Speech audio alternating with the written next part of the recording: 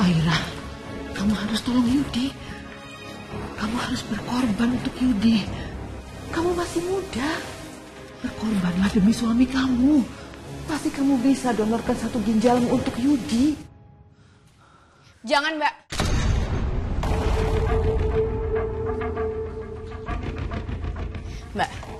Mbak nggak bisa dong korbanin ginjal Mbak buat Mbak donorin ke Mas Yudi. Mbak itu harus mikir itu juga riskan buat Mbak. Apalagi anak Mbak itu juga masih kecil.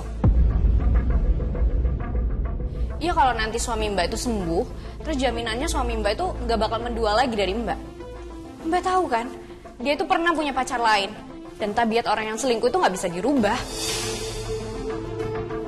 Tapi Kang Yudi sudah berjanji untuk tidak melakukan hal itu lagi, Nak. Ayolah, Aira. Berkorbanlah untuk suami kamu. Atau kamu mau melihat Yudi meregang nyawa?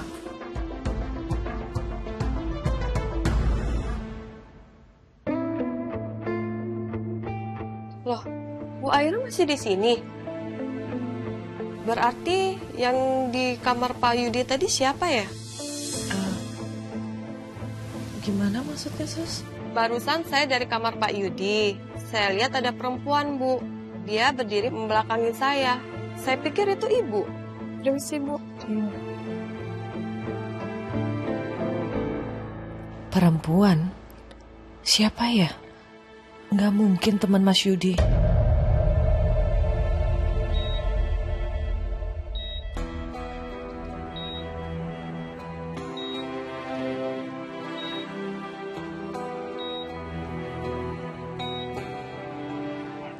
Kasih suster.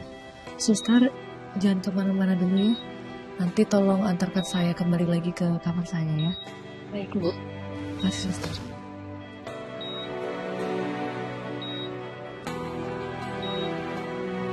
Semoga dengan apa yang udah aku lakukan untuk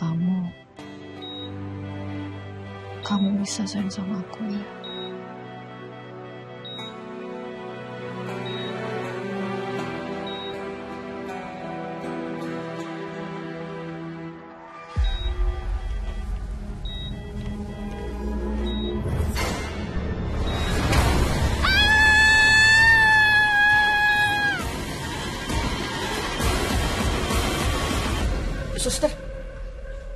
Suster habis cek rutin malam anak saya kan?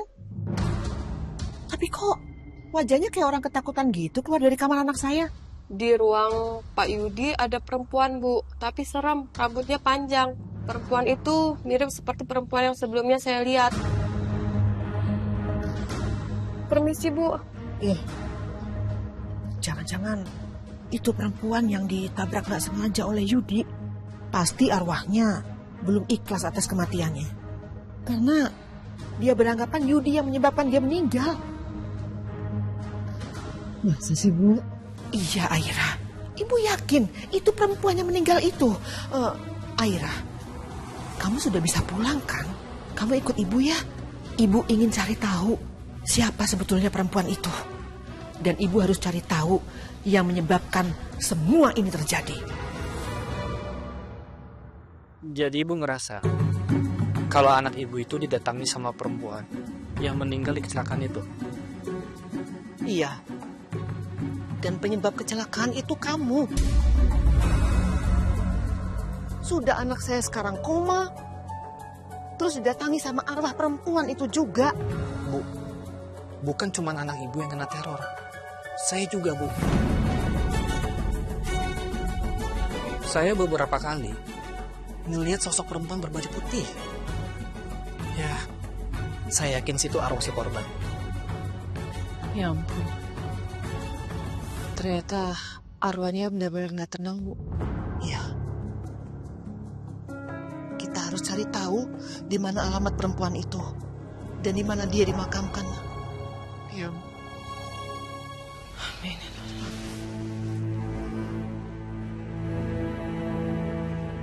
Saya benar-benar minta maaf.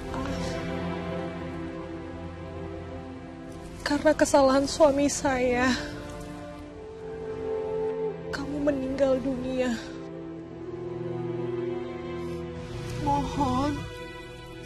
Jangan hantui anak saya lagi.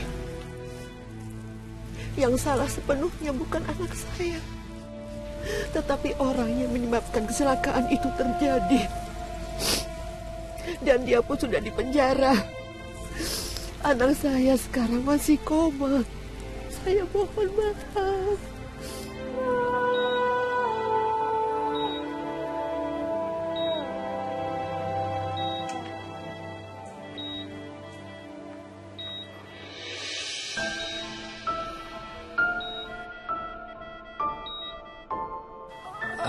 Aira, kamu dari mana aja? Mas, akhirnya kamu sadar juga, Mas. Ibu senang sekali akhirnya kamu siuman, Nak. Aira, tadi waktu aku sadar, aku manggil-manggil kamu. Tapi pas aku panggil, kamunya malah pergi. Mas, aku baru datang ini. Jangan-jangan itu arwah perempuan yang meninggal. Maksud ibu apa, Bu?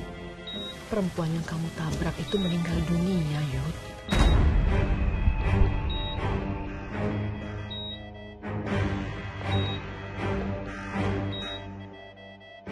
Bisa jadi, Bu. Dia membalas aku karena udah bikin dia meninggal. Mas, kamu nggak sepenuhnya salah, Mas. Jadi ada saksi yang melihat kejadian itu. Sebenarnya dia mengatakan kalau kamu itu berusaha mencoba menghindari motor yang tiba-tiba muncul di depan mobil kamu, Mas. Tapi sekarang pengendara motor itu sudah ditangkap dan mempertanggungjawabkan semua perbuatannya. Makanya kamu nggak dipenjara dan terbebas dari tuduhan. Selain kamu koma, ginjal kamu pun bermasalah. Sehingga kamu harus menerima donor ginjal. Dan Aira lah yang mendonorkan satu ginjalnya untukmu, Nak.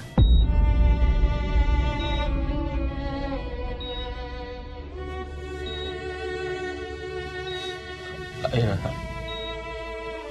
terima kasih ya.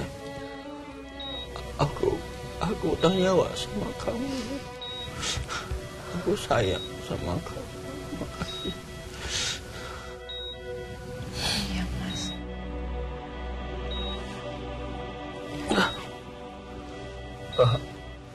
Aira, Ibu, kenapa kaki saya sakit dan gak bisa digerakin?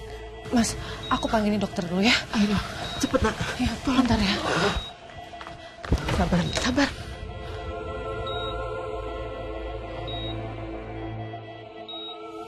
Bu. Iya, sabar. Dokter datang, Nak. Dok, tolong. Kami minta maaf sebelumnya karena baru bisa menyampaikan hasil pemeriksaan lanjut dari Pak Yudi. Kami harus menyampaikan ini. Akibat kecelakaan yang dialami Pak Yudi, ada benturan keras di kakinya. Dan ini menyebabkan Pak Yudi mengalami kelumpuhan.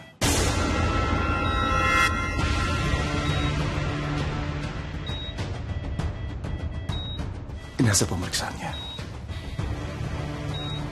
Tapi ini hanya untuk sementara. Pak Yudi masih bisa berjalan dengan mengikuti terapi. Tapi memang membutuhkan waktu. Pak Yudi, tetap semangat untuk sembuh. Terima kasih, Dok. Saya tinggal. Ya, terima kasih, Dok.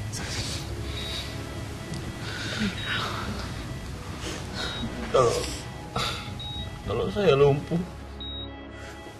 siapa yang meneruskan kerja di material?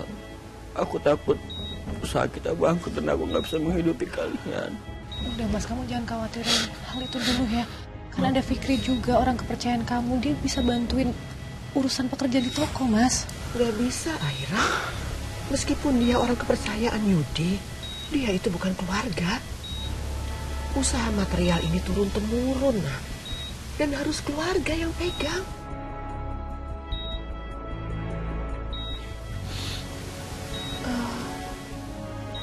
Kenapa gak kamu aja yang pegang? Kalau Aira yang ngurusin toko, siapa yang urus Tasya di rumah, Bu? Ibu yang akan urus Tasya selama kamu di toko.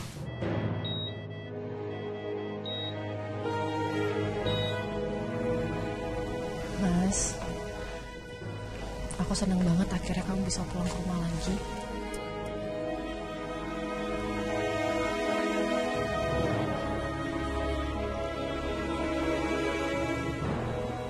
Bentar ya.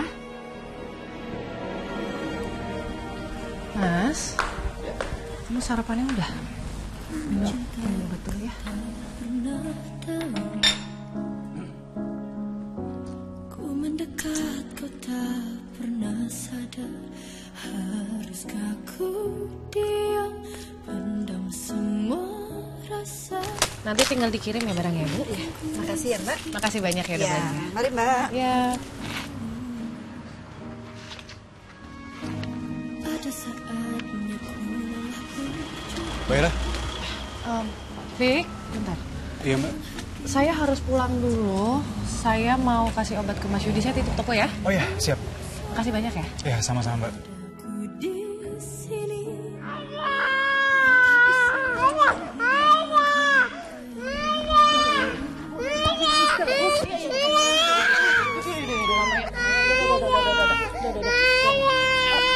Mas, aku siapin obat dulu ya, Mas ya.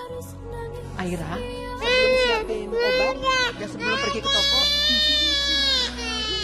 jangan lupa cuci piring.